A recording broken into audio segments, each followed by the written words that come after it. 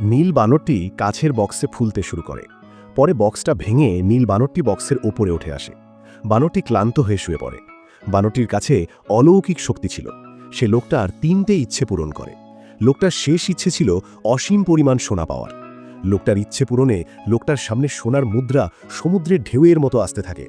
ছোট বাচ্চাগুলো সুযোগ পেতেই নীল বানরটিকে নিয়ে দৌড়ে পালিয়ে যায়। লোকটা এত সোনার মুদ্রা দেখে খুশিতে নাচতে থাকে। সোনার মুদ্রা লাগাতার বাড়তে থাকে। এবার লোকটা এত সোনা মুদ্রা দেখে ভয় পেয়ে যায়। লোকটা সোনার মুদ্রায় ডুবে যেতে থাকে। বাড়ির সব জিনিস সোনার মুদ্রায় ভরে যায়। সোনার মুদ্রা এবার ঘর ভরে বাইরে যেতে থাকে। এরপর রাত হতেই সব শান্ত হয়ে যায়। লোকটা সকালে চোখ খুলে খুশি হয়ে যায়। সামনে সোনা ছিল না, ভাবে বেঁচে গেছে। তখনই ওপর থেকে ছাদ ভাঙতে শুরু করে। পরের মুহূর্তে পুরো বাড়ি ভেঙে পড়ে যায়। সাথে লোকটাও মারা যায়। দৃশ্য পরিবর্তন হয়। বাচ্চাগুলো বালিতে বসে থাকে, আর নীল বানরটা বালিতে খেলতে শুরু করে দেয়। বাচ্চাগুলো নীল বানরের সাথে ভালো সময় কাটায়।